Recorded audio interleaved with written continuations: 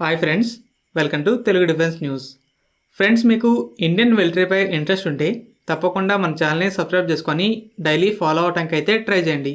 ఇక ఫస్ట్ అప్డేట్లోకి వెళ్తే, రీసెంట్గా ఇరాన్ జరిపిన స్ట్రైక్స్ని స్టాప్ చేయడంలో Pakistan's Chinese made air defence systems ఎందుకు ఫెయిల్ అయ్యాయని చాలామంది క్వశ్చన్ చేస్తున్నారు. అయితే ఫస్ట్ ఇరాన్ ఫైర్ చేసింది ఏ మిసైల్స్ అని మనకి క్లారిటీ లేదు. అయితే ఇరాన్ అంతకు ముందు రోజు కుర్దిస్తాన్ రెబల్స్పై FATE-110 టాక్టికల్ బలిస్టిక్ మిసైల్స్ని ఫైర్ చేసింది. ఓన్లీ ఈ అటాకే కాదు, గతంలో జరిగిన చాలా స్ట్రైక్స్లో ఇరాన్ ఈ FATE-110 మిసైల్స్నే ఉపయోగించింది. మోస్ట్ లైక్లీ పాకిస్తాన్పై కూడా వీటినే వాడుండొచ్చు. పాకిస్తాన్ దగ్గర మ్యాన్ ప్యాడ్స్తో కాకుండా 3 చైనీస్ ఎయిర్ డిఫెన్స్ సిస్టమ్స్ ఉన్నాయి. 15 kilometres range HQ-17, 40 kilometres range LY-ATN, 125 kilometres range HQ-9.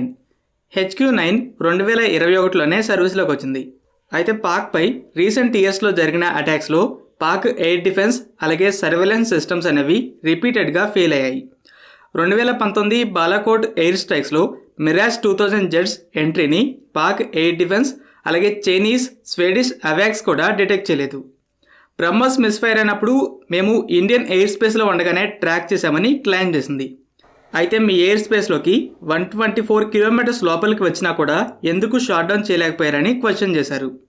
BrahMos అంటే రష్యన్ వర్షన్ అయిన ఓనిక్స్ని స్టాప్ చేయడంలో యుక్రెయిన్ ఎయిర్ డిఫెన్స్ కూడా ఫెయిల్ అయింది.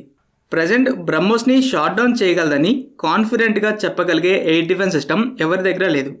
కాబట్టి చైనీస్ శామ్స్ ఫెయిల్ అవడంలో ఆశ్చర్యం లేదు. కానీ పాక్ క్లెయిమ్ చేసినట్టు నిజంగా బ్రహ్మోస్ని ట్రాక్ చేసిందనేది క్వశ్చన్ మార్క్. ఇక రీసెంట్ అటాక్స్లో ఇరాన్ యూజ్ చేసింది బలిస్టిక్ మిసైల్సే. FATE-110 రేంజ్ అనేది 300 కిలోమీటర్స్, మ్యాక్ 4 స్పీడ్ని రీచ్ అవుతుంది. పాక్ దగ్గర ఉన్నవి regular air defence systems. HQ-9 అనేది ఫ్రెంచ్ శామ్టిక్కి ఈక్వివాలెంట్. ఈ రెండు సిస్టమ్స్ కూడా 15 to 25 కిలోమీటర్స్ రేంజ్లో అయితే కొన్ని టాక్టికల్ బలిస్టిక్ మిసైల్స్ని షాట్ డౌన్ చేయగలవు. అయితే HQ-9 కూడా ఇండియన్ బోర్డర్లో మాత్రమే ఉండాలి. ఫైనల్గా ఒక కన్క్లూజన్కి వస్తే, బ్రహ్మోస్ అప్పుడు, ఇరాన్ అటాక్స్ అప్పుడు పాకిస్తాన్ వీటిని నిజంగా డిటెక్ట్ చేసి ట్రాక్ చేసిందో పాకిస్తాన్కి మాత్రమే తెలుసు. కానీ ఎందుకు షూట్ డౌన్ చేయలేదంటే, పాకిస్తాన్కి సూపర్సోనిక్ క్రూజ్ మిసైల్స్ అలాగే బలిస్టిక్ మిసైల్స్ని షాట్ డౌన్ చేయగలిగే ఎబిలిటీ లేదు.